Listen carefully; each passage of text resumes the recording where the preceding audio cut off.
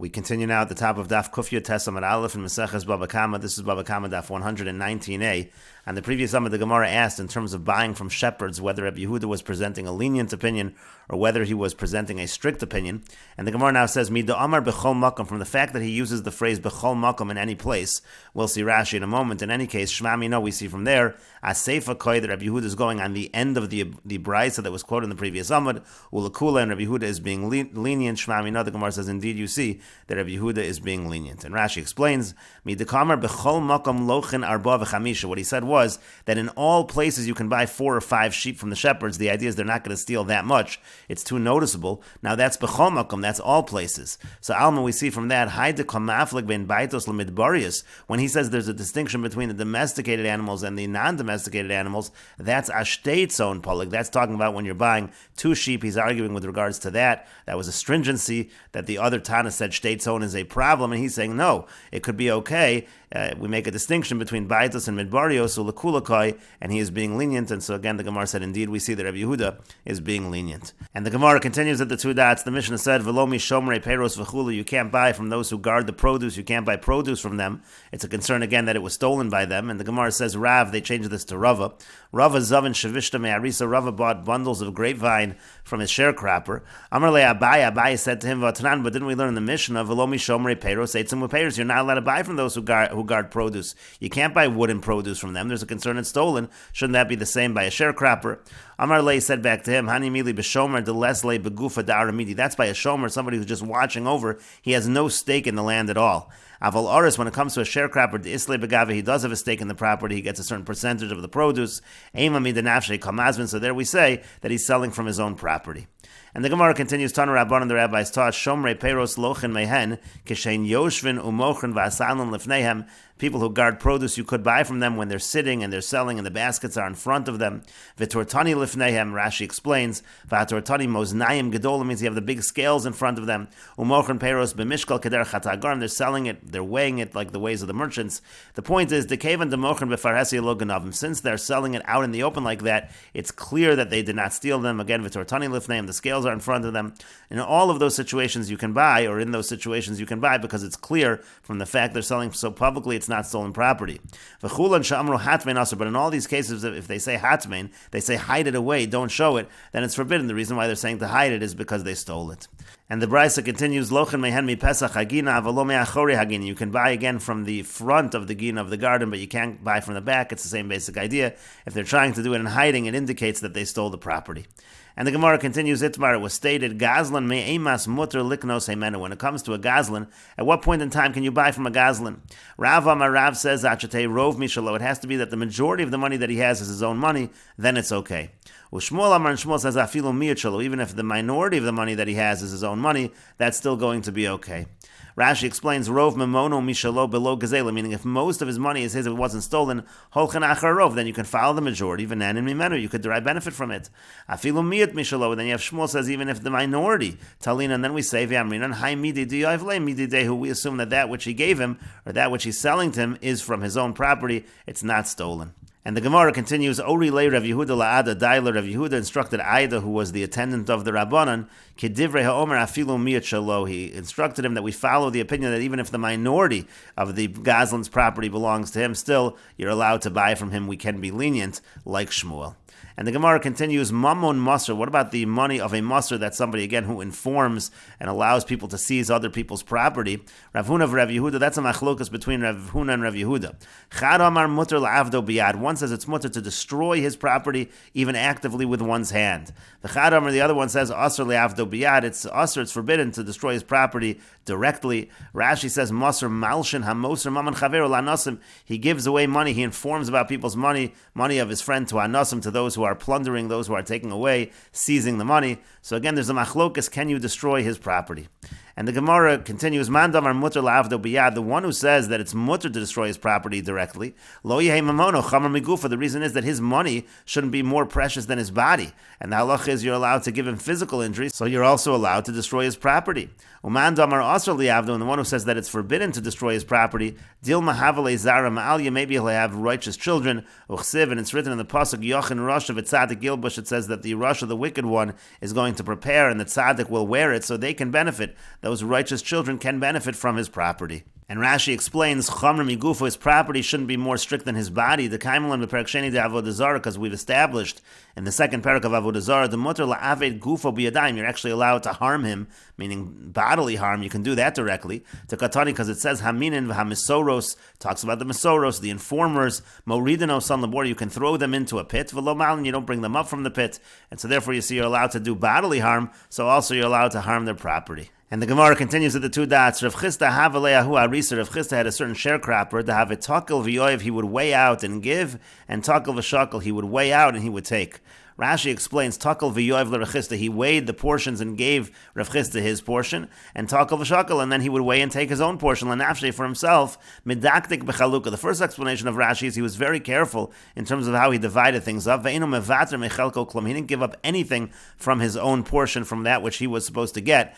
The Mefarshim ask on Rashi, well, what's wrong with that? The Gemara is going to indicate that there was something wrong with that. What's wrong with dividing very precisely? That's a problem with this explanation of Rashi. Rashi does give another explanation, Lashon Achar, another explanation, Mechza hayanotel, he took half, V'derech shar harisim litol shlish, and it's the way of other sharecroppers to take only a third, and he would take half.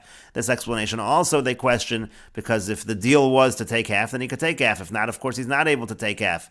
In any case, the Gemara continues, Salke, so he removed him, meaning Rav Chisda removed that sharecropper from his position, and he took that property for himself, and Kara Nafshe, he called about himself, Vitzafan Latzadik, Chel Chote, the Chel, the wealth of the Chote of the sinner, it goes to the Tzadik, and again, that's why Rashi is a little difficult. It sounds like Rav Chisda was actually taking portions that didn't really belong to him. And the Gemara continues, the Pasuk says in Eov, Ki matikvas chonef ki yivtza, ki yeshel alo nafsho. For what is the hope of the chonef, some translate as the godless, that he profits, that God will take his soul. The question is, whose soul are we talking about? The pasuk seems to be talking about a gazlan, somebody who steals, and that God is taking away the soul. And the Gemara says, Rav Huna v'Rav Chisda, Machlokas Rav Huna and Rav Chisda, how exactly to interpret the word nafsho in this pasuk. Chad Amar nafsho the nigzal. One says the soul of the nigzal, meaning when a person steals from someone else, it's like he's taking away that person's soul, and that's why it's almost as if he's killing him, and he himself, the gazlan himself, is chayiv the death penalty, so to speak. The Chad Amar, and the other one says nafsho shel gazlan. No, the pasuk actually is referring to the soul of the gazlan, the soul of the thief, that will be taken. Again, he will be punished with some kind of penalty of death. And Rashi explains, Ki yeshel alo nafsho means mashlach HaKadosh Baruch Hu nishmasa. HaKadosh Baruch Hu casts aside his soul. Umi'abed mimenu neshama achas, he casts away this soul. And again, the machlokas, what soul are we talking about in the pasuk? Is it the soul of the nigzal, or is it the soul of the gazlan? And the Gemara continues, Man damar nafsho shel nigzal, the one who says that it's the soul of the nigzal, dechsiv, as it's written in the pasuk in Mishlei. The pasuk says, Kein orchos kol botzeya betza, again talking about the same idea as nefesh ba'olav yikach. It's talking about those who steal, they're taking away the soul. There it's talking about the soul of the nigzal, the soul of the person who's being stolen from. And man damar nafsho shel gazlan, the one who says that it is the soul of the gazlan, dechsiv, as it's written in the pasuk, this is also pasuk that's in Mishlei. It says, Al tigzol dal ki dal hu, it says, don't steal from the poor, he is poor. Ve'al tedake oni bashoar, and it says also the same idea when it comes to the poor person by the gate. Ki Hashem yorev rivam v'kaves koveim nafesh, and it talks about the soul. And what soul are we talking about over there? We're talking about the soul of the gazlan, that HaKadosh Baruch Hu takes the punishment, takes away the soul of the gazlan. And the Gemara continues, v'idach nami, and the one who says we're talking about the soul of the gazlan, haksiv nefesh ba'olav yikach, doesn't the pasuk say nefesh ba'olav yikach, that we quoted above, that's the soul of the nigzal. And the Gemara says to that, my ba'olav dahashta, the word ba'olav that refers to the current owner, it might be referring to the gazlan. V'idach nami, and the one who says haksiv v'kaves koveim nafesh, the one who says the gazlan doesn't v'kaves koveim nafesh mean to say the soul of the nigzal. And the Gemara says not necessarily matam kamer. It could be the pasuk should be read that it's giving you the reason. Matam v'kaves koveim. What's the reason why HaKadosh Baruch Hu is going to punish the gazlan mishum de kabay nafesh? Because the gazlan is taking the soul of the nigzal. And the Gemara continues along the same lines. Amar Rabbi Yochanan says, Kol hagozel es chaver, anyone who steals from his friend, shava pruta, the amount that's worth a pruta, ki ilu notel nishmasu mimenu, it's like taking a soul from him. Shenemar, as it says in the pasuk, Kein orchos kol botzei botzas nefesh ba'olav yikach, again, that's the pasuk we quoted above, about taking the soul from the nigzal. And the Gemara continues, V'yomer, and the pasuk also says, V'yachol ketzircha v'lachmecha banechu v'nosecha, talks about your sons and your daughters, we're adding their souls as well, as we'll see in a moment. V'yomer, and the pasuk also says, Mechamas b'nei b'nei Yehuda asher shafchu dam naki bi'artzam, also talks about spilling blood from chamas. Chamas also is a reference to stealing. It's talking about stealing when you're paying money, but still it's doing it by force. V'yomer in the pasuk also says, El shol vel beis hadamim al asher heimis es hagivonim. They killed the givonim, which we're going to interpret in a moment that it has to do with taking their property as well. And the Gemara says, "My v'yomer." So what's the v'yomer? Why did you have to bring that second pasuk? You already brought the first pasuk. The Gemara says to that, "V'chitema nefesh didei." Maybe you'll say it's just his soul. Avol nefesh banov uvenosov lo. But maybe you'll say it's not necessarily the soul of his sons and his daughters when you steal from someone. Tashma b'sar banov uvenosov. That's why I bring the pasuk which talks about his sons and his daughters. V'chitema hani mili heicha de lo yav demei. And then you'll say maybe it's only considered like murder. It's only considered like spilling blood when you don't give money. Avol heicha de yav demei lo. But if a person gave money, even though he's doing it by force, maybe that's not the same. Tashma, that come in here, a proof from the pasuk, mechamas b'nei Yehuda asher shafchu dam naki bi'artzam. There you talk about shvichas damim, and you talk about mechamas b'nei Yehuda. Again, that's talking about coercing someone to sell you something. V'chitei mahani mili hechad dekavad biyadayim. Now maybe you'll say that's only if you do it actively, directly. Avol gramalo, but if you do it by causing it indirectly, then it wouldn't apply. Tashma, that's what the Gemara says. Come in here, a proof from the pasuk, el shol vel beis hadamim al asher heimis es hagivonim. It says that Shol, he killed the Givonim. Now, we don't find such a thing. Where do we find that Shol killed the Givonim? Rather, what it means is as follows. Since he killed out the residents of the city of Nov, the city of the Kohanim, and they used to supply them, talking about the Givonim, with water and with food. So so it's as if he killed them, even though he indirectly took their property by killing out this city of Nov, but that, even though it's indirect, still it's considered like spilling blood. And the Gemara continues at the two dots. The Mishnah said, Avalochin min hanoshim, you could purchase from women specific items. The Gemara says, Tan Rabban and the rabbis taught, Lochin min hanoshim kleit semer b'Yehuda, you can purchase from women wool garments in Yehuda, chlei pishtan begalil, and linen garments in Galil, avalo yeno sushmanu uslosas, but you can't buy from them wines or oils or fine flour. Velomin ho'avadim, velomin hatinokos. You can't purchase from slaves, and you can't purchase from children. Again, there's a concern that it's stolen property. Abba Shaul says, Mocheres isha be'arba v'chamisha dinar, a woman can sell things for 4 or 5 dinar, meaning a small amount of money, kadei lasos kipa l'rosh, in order to make a cap for her head. V'chulon sha'amru lahat v'nasu. But in all of these cases, if they say that you should hide it, then already it's suspicious that they stole it, and it's forbidden to buy from them. Gaboy tzedakah, people who collect charity, lochin mehem davar mu'at, can take from them a small amount, avolo davar meruba, but they can't take from women large amounts. Again, there is a concern. V'habadad, and those who work in the olive presses, lochin mehen zeisim b'mida, v'shemen b'mida, you can purchase from them olives if it's a large amount, oil if it's a large amount, avolo zeisim b'muad, v'shemen b'muad, but not a small amount of olives, not a small amount of oil, because again, a small amount, we're afraid that small amount might be stolen. They wouldn't steal a large amount, they would be caught.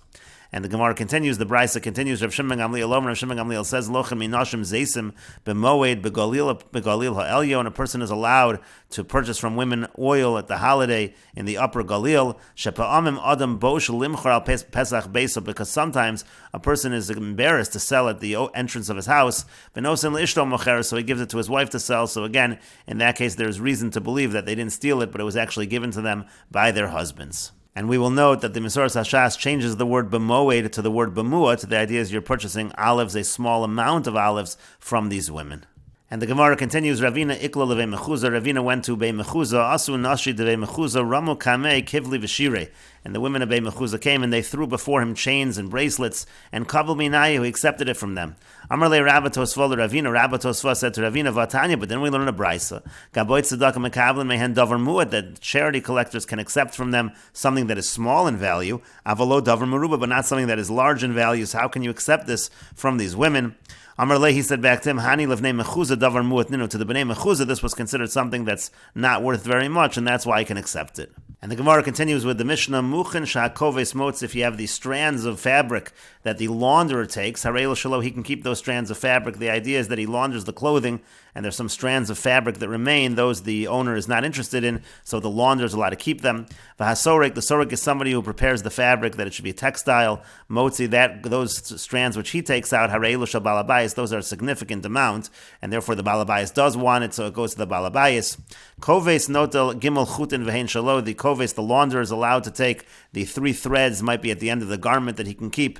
Yes or mikan, but if there's more than 3, harei elu shel balabayis, that belongs to the balabayis. And my yashachar al gabe halov, and let's say it was black threads on white threads, which are supposed to be removed, no to lesakol, then he could take no matter how many, because that improves the value of the garment, vehein shelo, and he can keep those, meaning the launderer can keep it. Hachayit sheshayer es hachut kedei litfor bo, let's say you have a tailor, and he left a thread, it's long enough to sew with, umatlis, or let's say there's a fabric, she gimel al gimel, which is 3 by 3 finger breadths, that's both, hareelu shal balabayis, that's a significant amount, and it belongs to the balabayis. Masha choresh motzi b'matzah, that which the carpenter leaves with the matzah was a tool that left shavings of wood, that was an insignificant amount, hareelu shalo, that belongs to him, the carpenter can keep that, uvechshil, but if it's with the axe, a more significant amount of wood, shal balabayis, that goes to the balabayis.